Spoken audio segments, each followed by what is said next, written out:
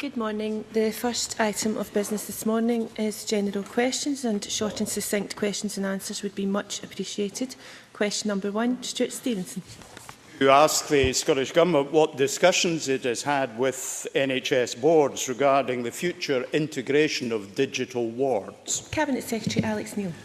Presiding Officer, all boards are making progress in increasing the use of digital technologies, increasing access to information, improving efficiency and reducing reliance on paper across all clinical settings.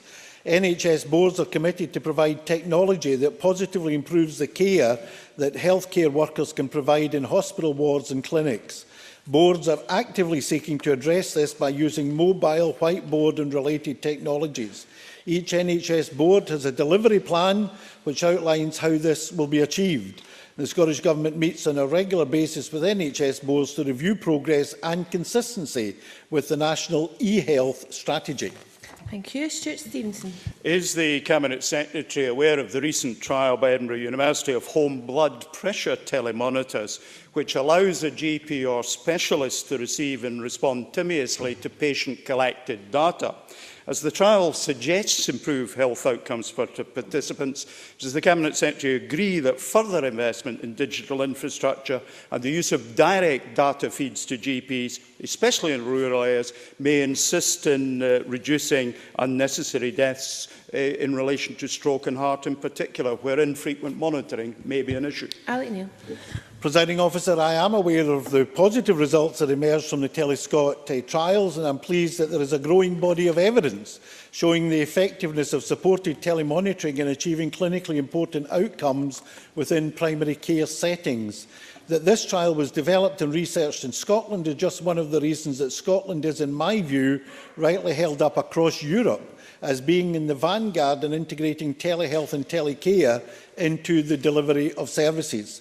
At a recent visit kindly hosted by East Ayrshire, I was able to see firsthand the benefits that home health monitoring brings in enabling individuals to not only stay in their own homes rather than be unnecessarily admitted to hospital, but that it actually improves their health through better self-management, both key policy objectives of this government. And in that particular pilot, the rate of hospitalisation amongst those involved in the pilot decreased by 70%. Thank you. Question number 2, Willie Coffey. Thank you. To ask the Scottish Government how it plans to meet the increasing demand for software engineers suggested by recent surveys by Scotland IS and eSkills UK. Cabinet Secretary John Swinney. Presiding Officer, the information technology and telecom sector is important as it directly contributes £3 billion to the Scottish economy. As a sector in its own right, it employs around 56,000 individuals, and as an enabling technology supporting and driving growth in other areas, the workforce totals around 73,000. Skills Development Scotland is working with industry and public sector partners to finalise a skills investment plan for ICT based on robust evidence to quantify the workforce needed in the future.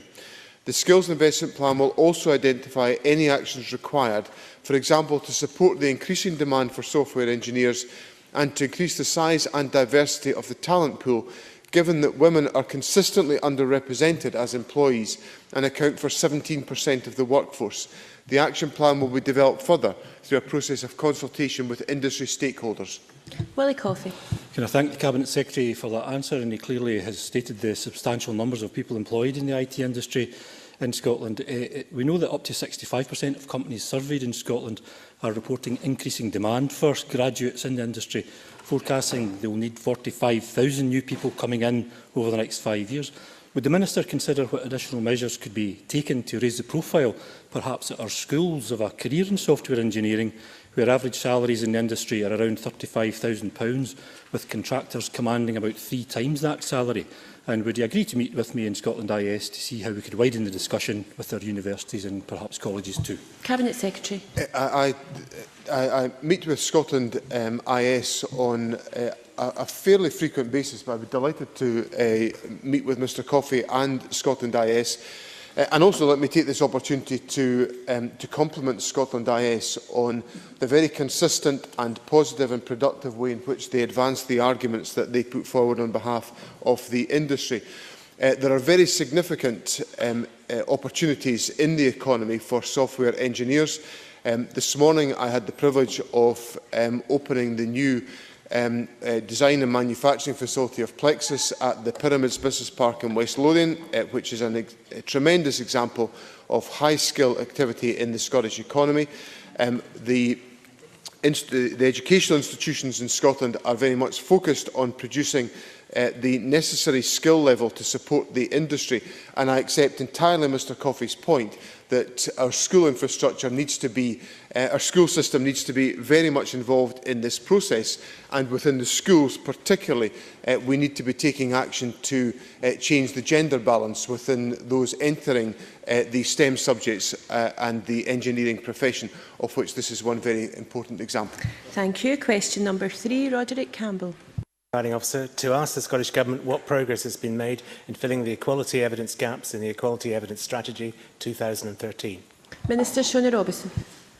Further to the release of the Equality Evidence Strategy 2013, the Scottish Government published 7 comprehensive equality evidence reviews, which collated information from a wide range of published research to fill evidence gaps across all the protected equality characteristics.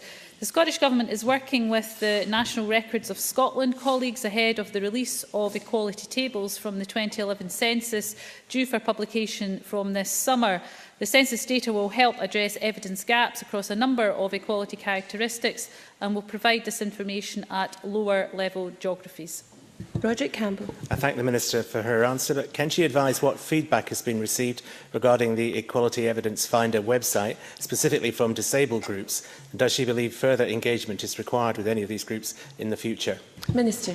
I can tell the member that the Scottish Government and disabled people's organisations have jointly established a working group aimed at improving the disability pages of the Equality Evidence Finder. The disabled people's organisations within the group have been very positive about the Evidence Finder, welcoming it as a new resource. But they and the Scottish Government recognise that, of course, more could be done to improve it.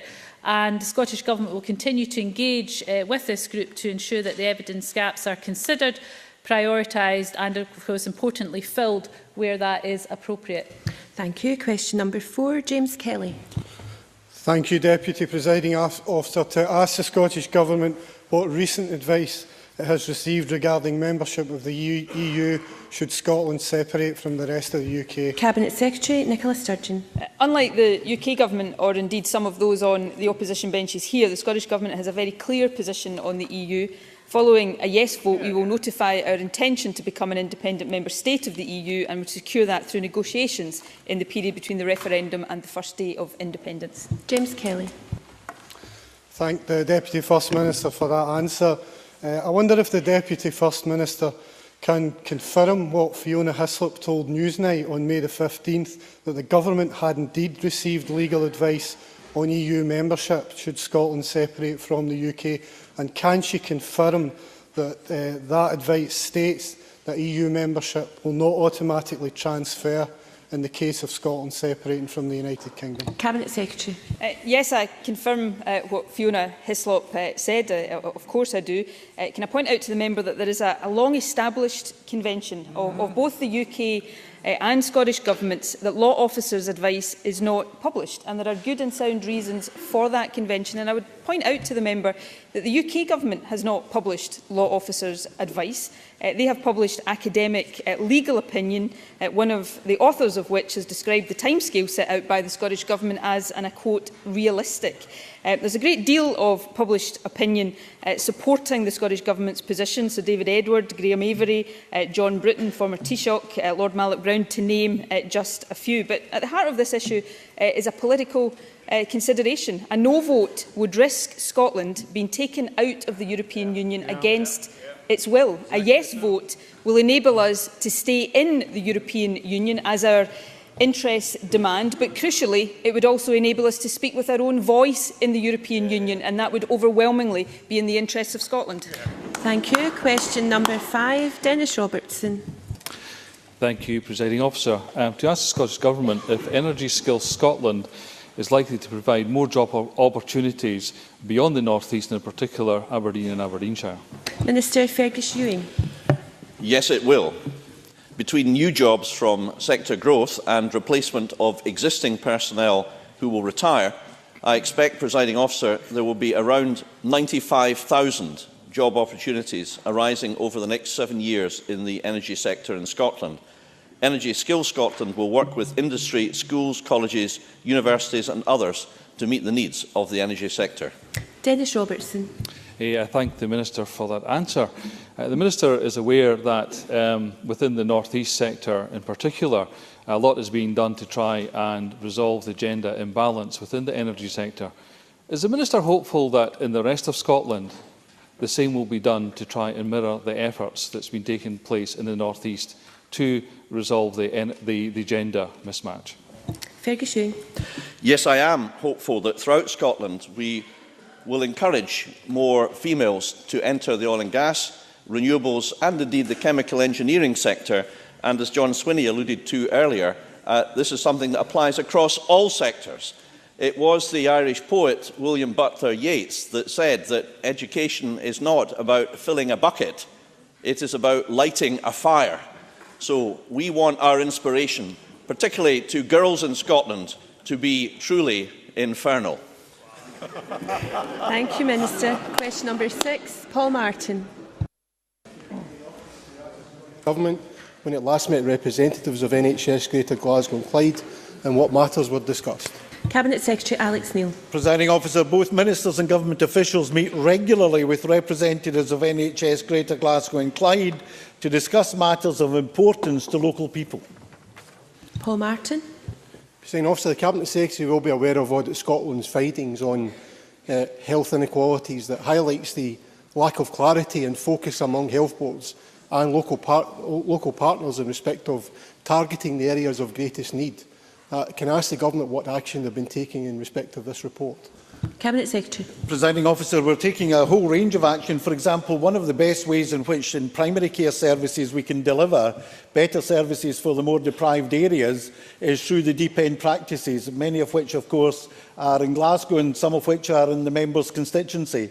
And we've received a set of proposals from the deep end practices in Glasgow about how we can further expand their role in the community so that they can perform even better than they're doing at the present time to tackle the very inequality issues that the member refers to. And once we make decisions on those proposals, I'd be happy to send details to the member. Briefly, Jackson Carlow.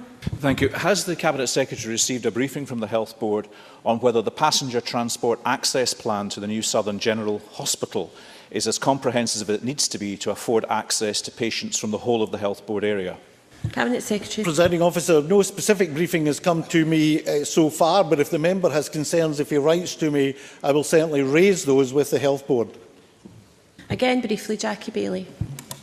The Cabinet Secretary will be aware that NHS Greater Glasgow and Clyde is one of the worst performing boards in meeting the 4-hour A&E waiting time guarantee, and in most of the cases the delay was due to a lack of beds. Can the Cabinet Secretary therefore tell me what action is being taken to increase the bed capacity to deal with the problem? Cabinet Secretary. Presiding Officer, I've instructed Greater Glasgow and Clyde Health Board to review their bed capacity and in particular not to implement any policies for any further reduction in bed capacity until they're entirely satisfied that they have enough beds not only to deal with any issues around accident and emergency, but also to ensure that they continue to meet the waiting time treatment guarantee.